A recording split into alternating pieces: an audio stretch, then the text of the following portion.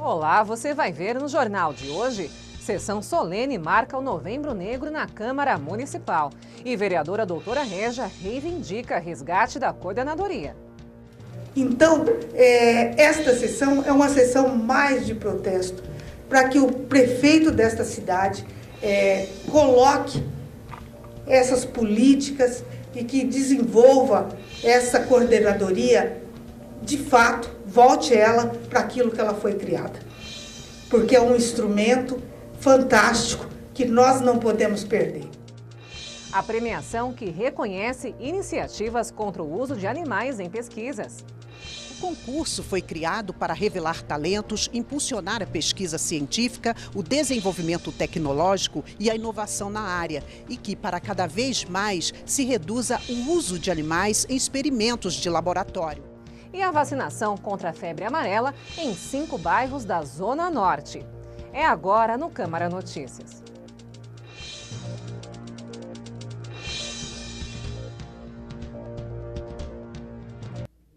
Uma sessão solene realizada pela Câmara Municipal no último dia 22 mostrou que ainda há muito em que se avançar quando se trata dos direitos da população negra.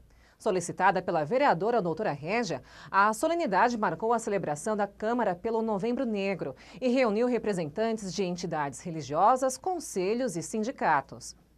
A abertura do evento foi animada pela apresentação da velha guarda musical cantante da Escola de Samba Unidos do Peruche, de São Paulo, que tem entre seus componentes a cantora Bernadette. Moradora de Osasco e com uma vasta história no mundo do samba, Bernadette foi a primeira mulher a puxar um samba enredo nos desfiles do Anhembi. Dando início aos discursos, Flávia Costa, membro do Conselho Estadual de Participação e Desenvolvimento da Comunidade Negra de São Paulo, fez uma exposição sobre o tema da Solene, Década Internacional de Afrodescendentes 2015-2024. Aqui é um acordo de 2015 a 2024, onde a gente executa planos de ação pela ONU. Mas como isso se deu? Em 2001, na terceira Conferência Mundial contra o Racismo, Discriminação Racial, Xenofobia e Intolerância Correlata, a Conferência de Durban, a ONU reconhece afrodescendentes como um grupo específico de vítima do racismo. O que é isso? Passamos então a falar do processo reparatório, de todo o processo da escravidão que se deu em cima da população negra em vários locais do mundo inteiro. Quais são as diretrizes dessa década? Reconhecimento, justiça e desenvolvimento. O objetivo geral, promover respeito, a proteção e a realização dos direitos humanos, liberdade fundamental das pessoas afrodescendentes, como reconhecimento da Declaração Universal de Direitos Humanos, que está aí, gente, para fazer aniversário. E aí nós estamos na controvérsia dessa história. Nós estamos num momento onde a gente precisa cada vez mais falar disso e cada vez mais incentivar ações, como foi proposto aqui, que é para tratar das nossas coisas. O Brasil tem autodeclarado metade de sua parcela da sua nação de afrodescendentes. No eixo reconhecimento, o que nós queremos? Direito à igualdade, à não discriminação, à educação sobre igualdade e conscientização, coleta de informação e participação de inclusão. Aqui nós estamos falando de uma coisa que nós precisamos lidar, todos os diagnósticos. Nós precisamos ter um parâmetro em diagnósticos para criar um processo de superação. De 2015 a 2024, nós temos um grande desafio.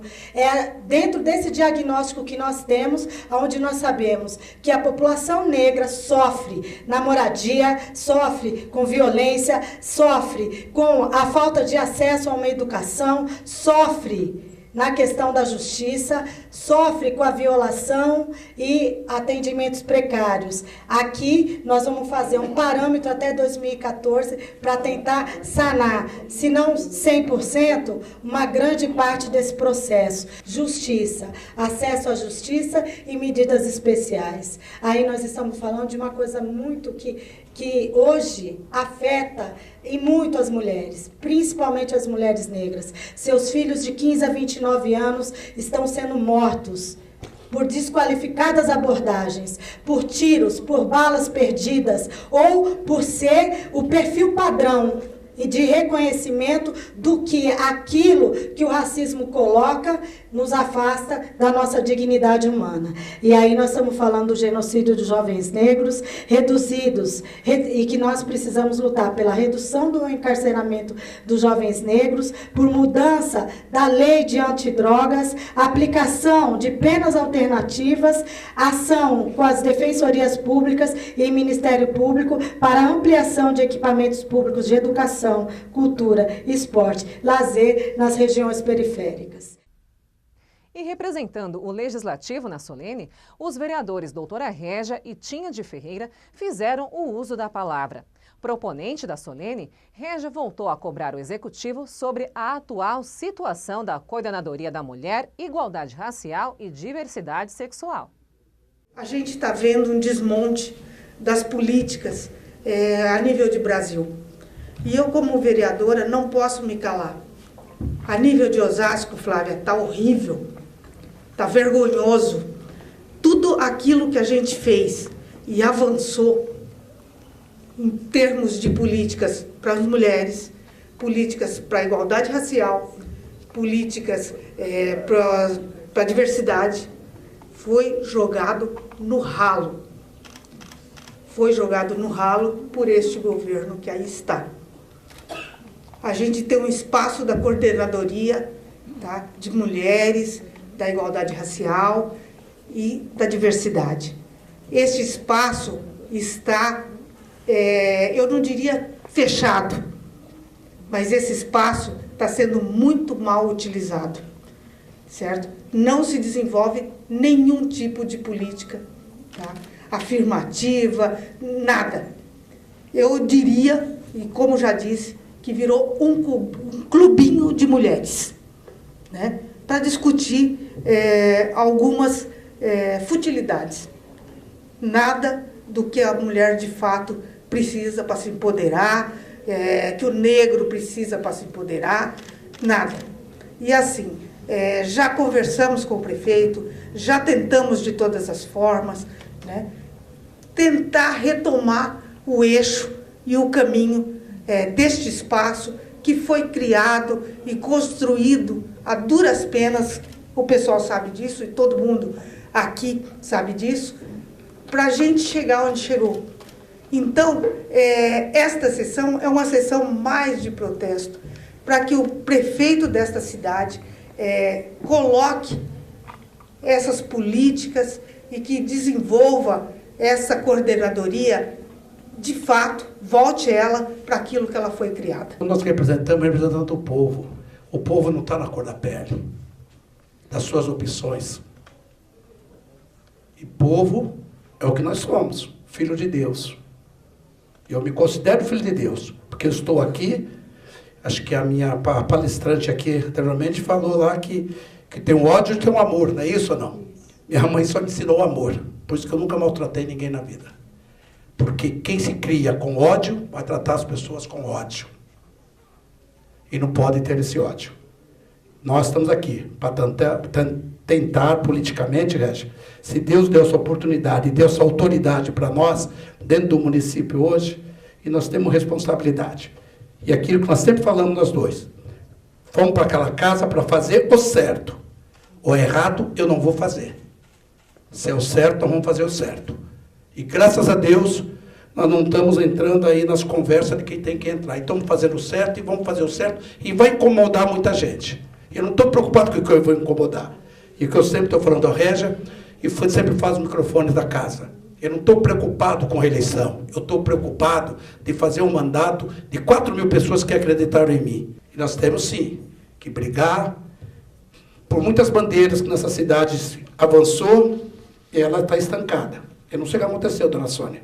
Sinceramente, eu não sei o que está acontecendo com a nossa política da cidade de Osasco.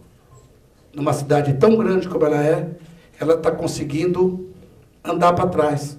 E a política é o instrumento da gente avançar. E veja também no Câmara Notícias. Doutora Régia, Vera Lúcia do Compir, Sônia Rainho, Confira estas e outras entrevistas exclusivas do Novembro Negro. O 20 de novembro precisa de uma atenção maior do Executivo, pelo valor da história.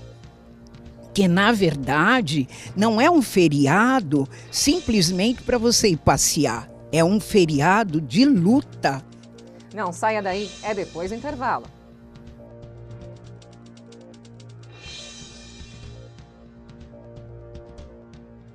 Quem doa sangue regularmente pode estar ajudando uma pessoa que nunca viu na vida.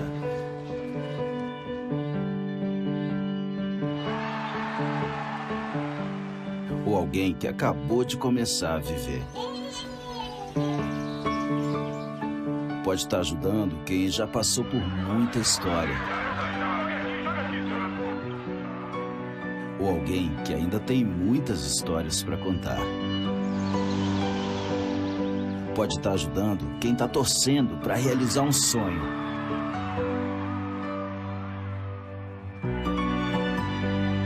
Ou alguém que está torcendo para ser ajudado. Quem doa sangue regularmente pode até não saber quem está ajudando, mas sabe que está ajudando muita gente. Ministério da Saúde, Governo Federal.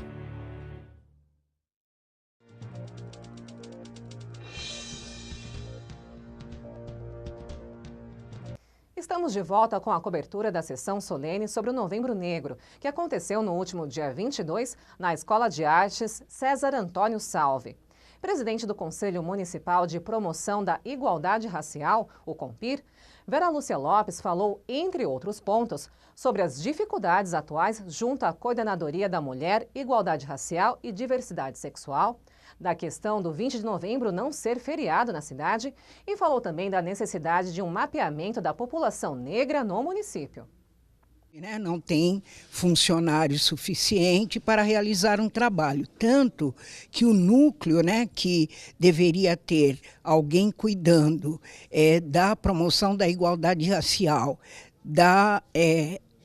das questões da mulher e da diversidade sexual, então é uma sala que está fechada, não tem internet, não tem como realizar um trabalho dos núcleos lá na coordenadoria. Tanto que tudo do CONPIR eu tenho feito em casa. Então, isso é um desgaste muito grande e a gente percebe que a coordenadoria não está conseguindo dar conta daquilo que é a proposta. Então, a gente percebe que não tem uma pessoa para ficar lá na segurança, então as portas estão sempre fechadas, só quem transita naquele espaço que sabe que tem lá as grades, mas que a gente pode entrar. Qualquer coisa que a gente queira saber da coordenadoria, está difícil ter informações e até mesmo alguns encaminhamentos. A função do CONPIR é fiscalizar, sim, mas a gente está acumulando algumas tarefas, porque a tarefa que seria do núcleo, que está dentro da coordenadoria, está sem ninguém. Eu penso que o nosso governo, o legislativo, tem que começar a pensar melhor nessa questão do 20 de novembro. E é muito triste porque nós, neste ano, nós estamos no ano da conferência, das conferências. E para a conferência municipal da promoção da igualdade racial, aqui em Osasco, a palestrante fez uma pesquisa, quantos somos, onde estamos, enfim. O que a gente percebeu? Que a gente não tem, veja bem, um mapeamento, uma fotografia da situação do negro em Osasco. Mas quem anda pelas periferias sabe onde os negros estão. Quem anda pelos hospitais públicos, pelas escolas públicas, pelos CRAS da vida, A gente sabe onde os negros estão. Porque se você não sabe onde está, né, o maior foco de fragilidade no município, como que você vai ter uma política voltada para atender, né, essa demanda em determinados lugares para um grupo específico? Então, quais são os territórios que a maioria dos negros estão ocupando aqui em Osasco? E voltando à questão do feriado, né? O que a gente percebe? Olha, Carapicuíba, Barueri, né? São Paulo, bom, Osasco está aí no meio, Jandira. De repente, veja bem, somente Osasco não é feriado. A gente sabe que está tramitando, né, em nível federal, um projeto para que o 20 de novembro seja feriado nacional. Porém, Osasco, a gente vem percebendo que há um bom tempo o comércio ou os comerciantes e os donos das empresas de transporte público que determinam algumas coisas que a política atual, a política passada deve fazer. E com isso a gente percebe, olha, você anda 10 minutos num transporte municipal, é 4,20. Você vai para outro município, Barueri, que tem, como fala, transferência, né, de trem e ônibus, você vai para São Paulo. Então, isso precisa ser revisto, porque é comprovado que a população negra ainda ocupa a maior porcentagem de pobres na periferia, pretos, pobres e na periferia. Então, dependendo do lugar onde você está, você consegue ter acesso a direitos. E esse povo não tem forças nem para estar, por exemplo, no calçadão, nenhuma manifestação para reivindicar um feriado no 20 de novembro. Por quê? Quem mora lá no fundo da Zona Norte, quem mora lá no Conceição, tem 8h40 para vir no calçadão fazer uma manifestação? Então, o 20 de novembro precisa de uma atenção maior do executivo, pelo valor da história. Que, na verdade, não é um feriado simplesmente para você ir passear, é um feriado de luta. Nós conversamos também com Bruno Pimentel, que é o secretário-geral do Fórum dos Povos Tradicionais de Osasco e região. Criada em julho deste ano, a entidade busca melhorar principalmente a educação e a saúde alimentar dos povos tradicionais no município. A gente tenta aplicar no município a Lei 6040 de 2007, que institui e classifica como os povos tradicionais os índios e os ciganos também. A nossa principal demanda hoje é alinhar junto com o município, através da legislação vigente, a aplicação do que rege, a parte em relação à educação, à saúde alimentar dos povos tradicionais, que a gente sente que no município hoje não contempla essa população hoje. Vereadora na 9ª e na 10ª legislatura, Sônia Rainho, que atuou na Coordenadoria da Mulher por 7 anos, falou sobre como ela vê a questão dos afrodescendentes na cidade e da luta para manter vivo o espírito do Novembro Negro. A situação da população afrodescendente é bastante sofre muitas dificuldades, mas eu acho que nós já quebramos as correntes. Eu acho que a gente já hoje se faz ser visto, porque antes as pessoas não valorizavam essa data. E desde que eu moro aqui em Osasco, há mais de 20 anos, nós não abrimos mão de fazer essa atividade de Novembro Negro. Muda governo, mas estamos lá insistindo para que a gente possa, de fato fazer jus a um dia para a população afrodescendente que tanto ajuda o nosso país, que é tão benéfica para a nossa sociedade. E a vereadora doutora Régia reforçou o caráter reivindicativo da sessão e comentou a década afrodescendente, tema que marcou a solenidade. Que o prefeito nos ouça e devolva para a gente essas políticas e essas atividades que a gente fazia através da Coordenadoria de Mulheres e da Igualdade Racial e Diversidade. Então, todas essas políticas estão estacionadas no município. E é lamentável, porque a gente já tinha avançado bastante, né? E ainda no município a gente sofre muita, né, discriminação e preconceito. Tem demais. Então, é extremamente importante essa sessão. Eu acredito que ela vai ser um marco para a gente avançar um pouco mais. A ONU estabeleceu, né, essa década afrodescendente que vai até, na verdade, ela foi estabelecida em 2014 e vai até 2024, né? E assim, com políticas voltadas para exterminar o preconceito e o racismo, não só no Brasil, mas no mundo todo.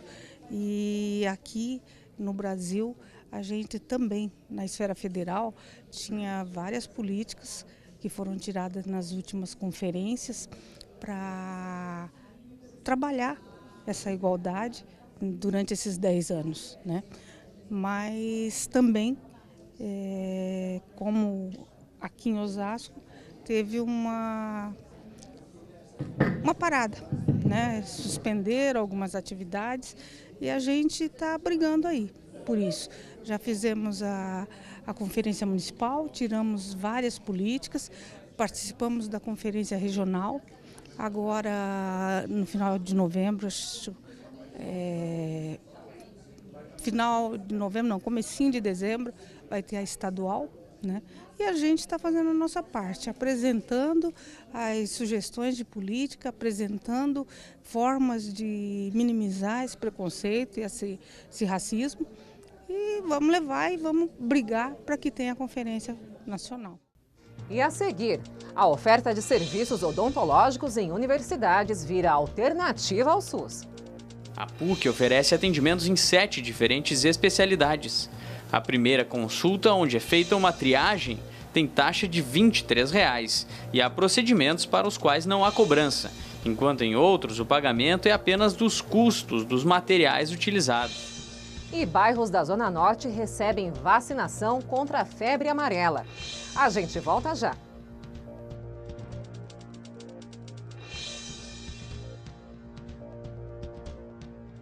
Vem pra biometria, vem, não pode faltar ninguém.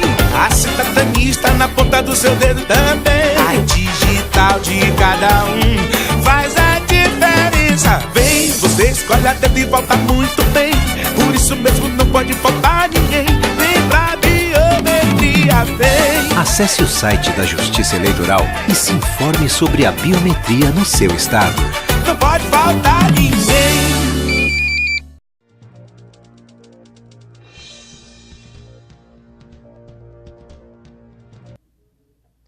O uso de animais em experimentos científicos e no desenvolvimento de novas tecnologias é cada vez menos comum em todo o mundo. Aqui no Brasil, o Ministério da Ciência, Tecnologia e Inovações e Comunicações criou um prêmio para incentivar métodos alternativos de pesquisas sem usar animais. Os vencedores da edição deste ano foram conhecidos nesta quarta em Brasília.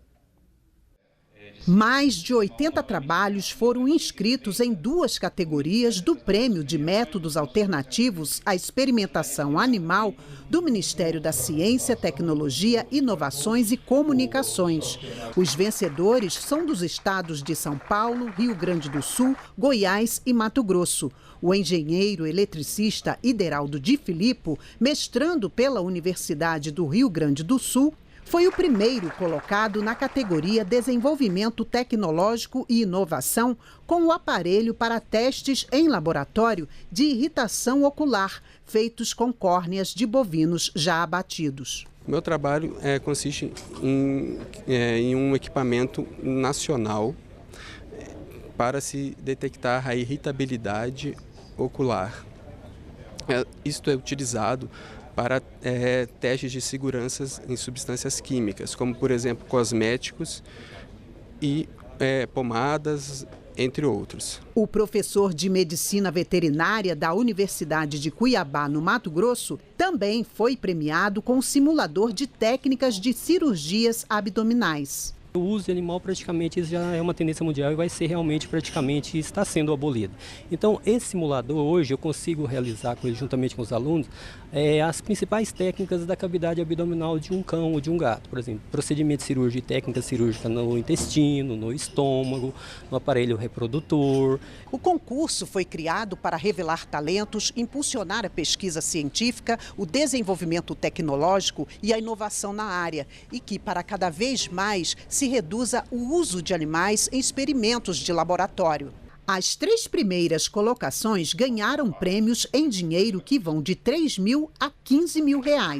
O concurso tem parcerias com a iniciativa privada, o CNPq e a Organização das Nações Unidas para a Educação, a Ciência e a Cultura.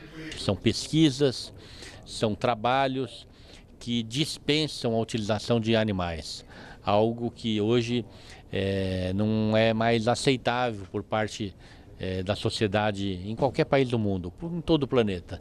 Então essas pessoas que têm essa consciência e que desenvolvem suas pesquisas, seus trabalhos baseados já naquilo que é politicamente correto, no que é o desejável, naquilo que são as nossas convicções, elas merecem ser homenageadas.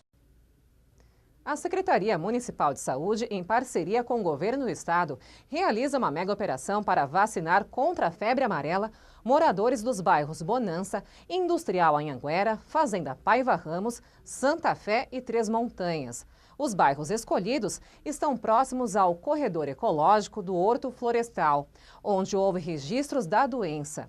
A imunização acontecerá nos dias 2, 3 e 9 de dezembro, em postos volantes nas escolas Janete Bochan, no Portal do Oeste, e na Escola Maria José Ferreira Ferraz, no Jardim Santa Fé.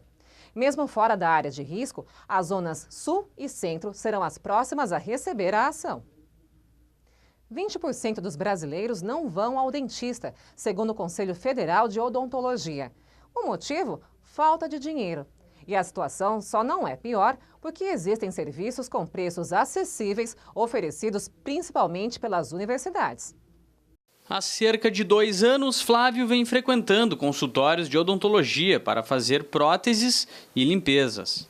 Flávio é atendido por alunos da Faculdade de Odontologia da PUC. Antes de ir até a universidade, ele chegou a procurar consultórios privados. Foi aqui, em particular, assim, é bem mais caro, né? A Silvia precisava extrair os sisos. Antes de ir à PUC, ela procurou o SUS, mas além da demora na consulta, não gostou do atendimento. Demora, né? 6 meses, às vezes até 1 ano, tô esperando. Tu acaba perdendo o tratamento e não, daí quando vê não tem mais jeito, né? Segundo o Conselho Federal de Odontologia, 20% dos brasileiros não vão ao dentista. Os altos valores cobrados em consultórios particulares se aliam às dificuldades do poder público em prover o serviço. Universidades acabam sendo uma alternativa, mas a própria PUC acaba não dando conta, tão grande é a demanda. Em 2016, a instituição realizou mais de 60 mil procedimentos.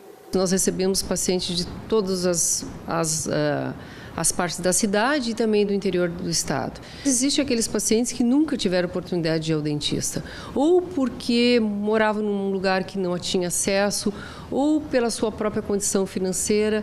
Então, esses realmente é um percentual que ainda tem uma demanda de trabalhos muito grande. A vice-diretora relata que, felizmente, muitas crianças e adolescentes já não têm cáries, graças à prevenção.